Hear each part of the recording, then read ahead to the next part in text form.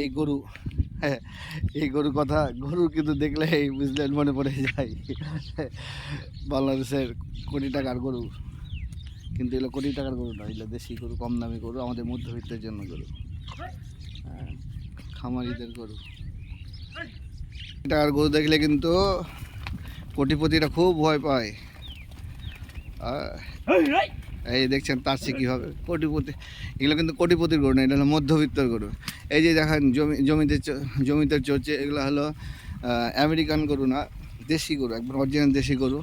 এগুলো খেলে এগুলোর দুধও আমাদের জন্য উপকারী, আবার এগুলোর মাংস সব কিছুই আমাদের জন্য অনেক পুষ্টিকর, ন্যাচারাল। হ্যাঁ, এরা কিন্তু ফিট টিট কোনো খাবার খায় না, এই গরুগুলো কিন্তু কোনো ফিট বা খায় না। দেখেন চড়ছে, মাঠে চড়ছে।